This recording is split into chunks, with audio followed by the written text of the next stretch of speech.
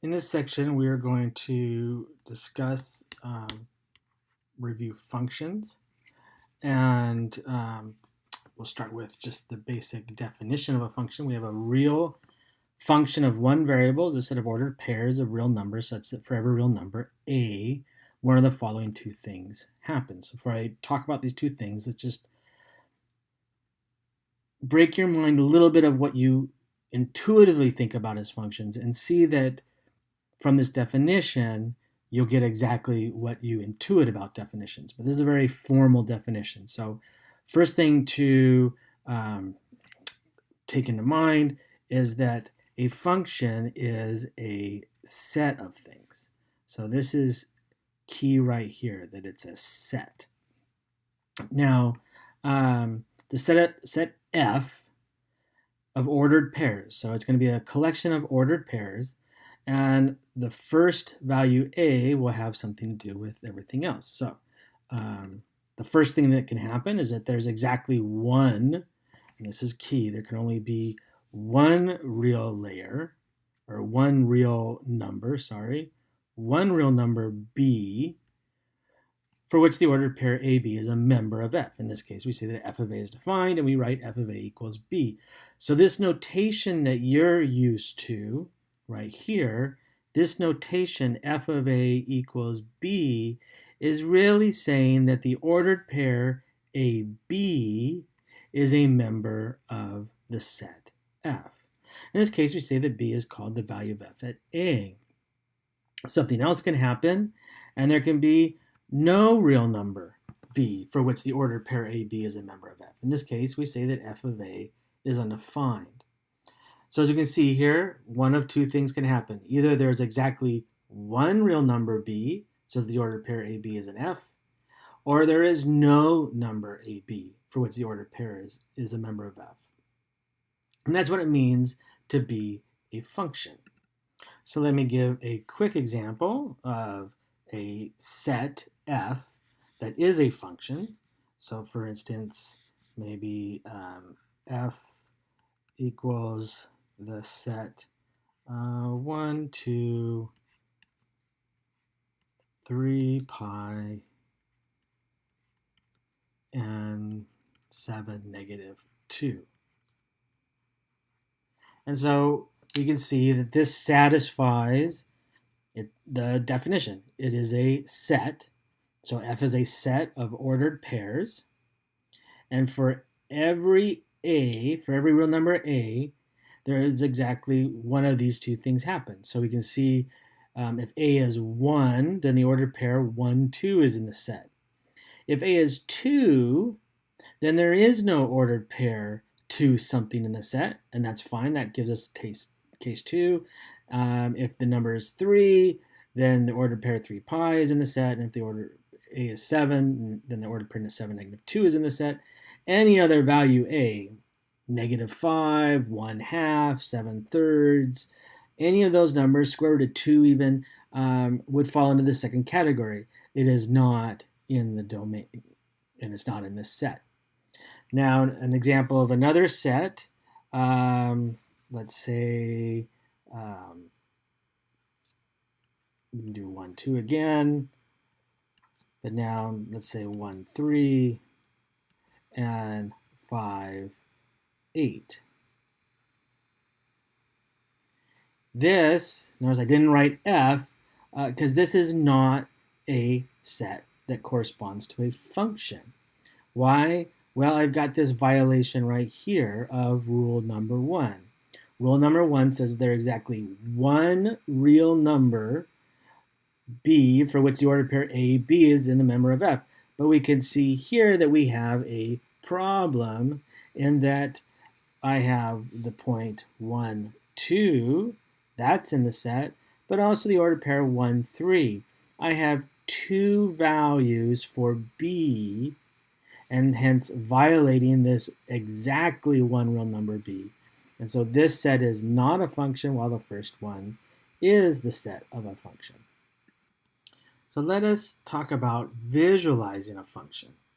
So one way we can visualize a function, this may not be the most typical way, But one way we can visualize a function is think of all the pairs of the input. So this is our input going into the function, and there's some kind of black box, or F, and we have the output. So we have an input here, the number A.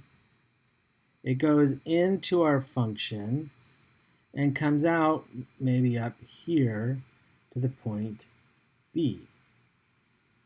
So for example, maybe we have the number, well, let's ask where 0 goes.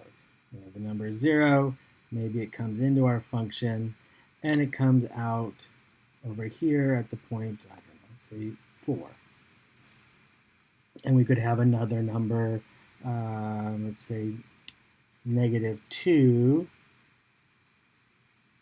It goes into our function, and again comes out, and let's say it goes to 6. And it's also quite possible that I have some other value that doesn't have an input. So I could have, say, 3. It goes into my function, and nothing comes out. And so 3 would not be in the domain, whereas 0 and -2 would be in our domain because it goes in and it's connected to its ordered pair 4, 6. So from all this, we at least know some elements of F. F could be the set, at least, what do we know, 0, 4, and -2, 6.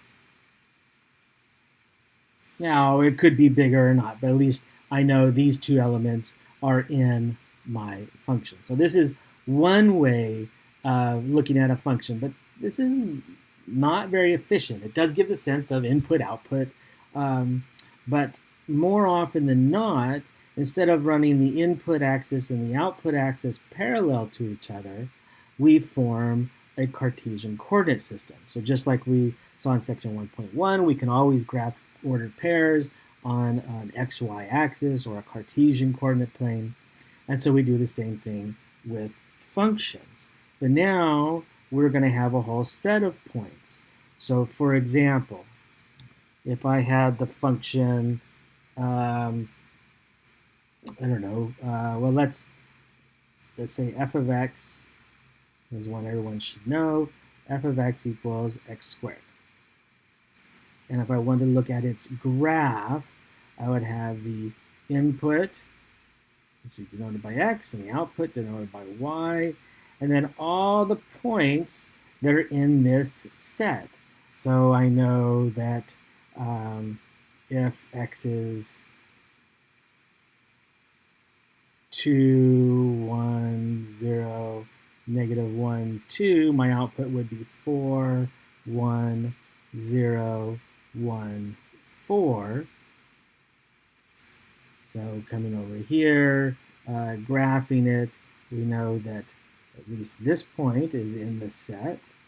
Then the point 1, 2, and the point 1, 4, and the point -2, 4, and the point -1, 1. And this should be review again. A parabola, the equation, f of x equals x squared, its graph is a parabola because every single point on this parabola satisfies the equation y equals x squared. And then we know the point, say, 2, 4 is on here. And the point, this may be, say, 3/2, 9/4. It's on there. You know, this point here is -1, 1. That's on there. So this is the graph of all the points in the set for the function. Every ordered pair on this curve satisfies this equation that the y-coordinate is equal to the x-coordinate squared. 9/4 is equal to 3/2 squared. 4 is equal to 2 squared. 1 is equal to -1 squared. So this is a perfectly good example of a function because it satisfies our rules. Again, reminding ourselves of our rules that every real number a, either it has a unique output b or it has no output b.